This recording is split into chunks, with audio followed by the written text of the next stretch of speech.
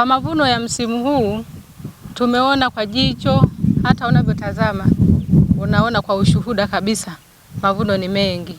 Lakini kilichochangia mavuno ni mengi ni hii mifereji ambayo mama yetu Mheshimiwa Rais Samia kutoa hela kwenye Wizara ya Kilimo na kutuangalia katika maeneo ya skimu mbalimbali, hususan na skimu ya kwetu Utulo, kutupa hilo fungu, na ndio maana haya mavuno leo tunayafurahia. Lakini sasa huu mradi bado haujaisha.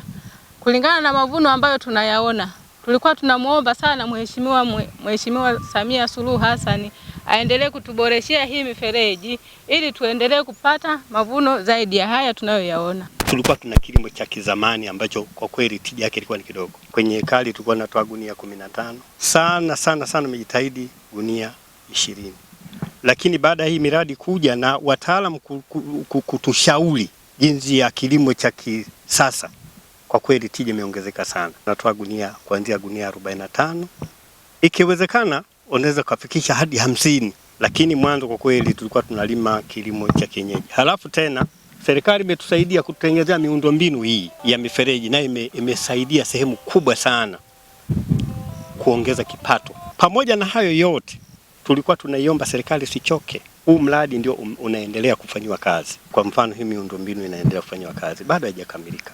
Kuna baadhi ya maeneo yanatakiwa yarekebishwe ili yalete tija zaidi. Tunaiomba serikali yetu itusaidie ili tuweze kufika hatua ya juu zaidi. Miradi hii imekuwa ikitunufaisha sana. Kuna ongezeko la kipato kabla ya miradi haijafika, na saizi tumepata ongezeko la mavuno tofauti na kipindi cha nyuma wakati hatuna miradi. Nampongeza sana Mheshimiwa Rais Samia Suluhu Hassan kwa kutuletea hii miradi, na rai yangu naomba asikome wala asichoke. Mama kipenzi cha watu, tunaomba endelee kutuona Wanambalali, kutuongezea miradi mingine iongezeke. Tuna mambo matatu muhimu ambayo ni lazima sisi kama watu tunaonufaika na mradi wa umwagiliaji tuyafanye. Kwanza, tutunze miundombinu ile ya umwagiliaji ili iwe endelevu, itumike kwa muda mrefu. Jambo la pili, tuhakikishe vipato vyetu vinaongezeka. Hakutakuwa na faida yoyote kama unajengewa mradi vizuri, kipato bado kinakuwa kile kile. Lakini jambo la tatu, nchi yetu ina maeneo mengi yanahitaji kujengewa miundombinu ya umwagiliaji. Lazima tuwe waaminifu kama skimu kulipa 25% ya tozo ya serikali ili hizi huduma ya umwagiliaji iendelee nchi nzima. Tumekuwa tukitekeleza miradi hii toka mwaka 2021, lakini kwa wastani mpaka sasa hivi miradi ambayo tuko nayo katika wilaya ya Mbalali ina thamani ya takriban zaidi ya bilioni 80. Lakini utekelezaji wake kwa wastani sasa tumeshatekeleza kwa 60%.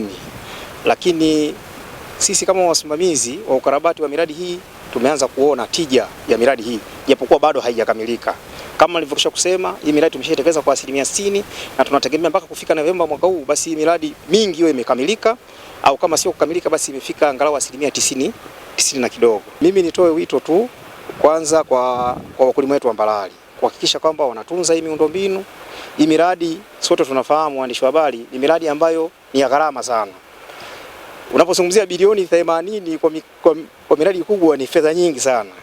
Kwa hiyo niwaombe wakulima wangu wajitahidi kuitunza hii miundombinu, kuitumia vizuri ili ipate kuleta tija kama tija ambao wameanza kuipata kabla hata miradi hii haijakamilika. Halmashauri ya wilaya ya Mbalali chanzo chake kikuu cha mapato ni katika sekta ya kilimo, na chanzo hiko ni cha mpunga. Kwa mwaka wa fedha wa 2024-2025, sekta ya kilimo cha mpunga pekee ilituzalishia zaidi ya 80% ya mapato ya ndani ya halmashauri ya Mbalali. Kwa mwaka huo wa 2024-2025, halmashauri ya Mbalali ilifanikiwa kukusanya bilioni 10 katika mapato yake ya ndani. Kiasi cha uzalishaji kuongezeka kutoka tani 255,718 kwa mwaka 2020 hadi kufikia tani 430,452 kwa mwaka 2026.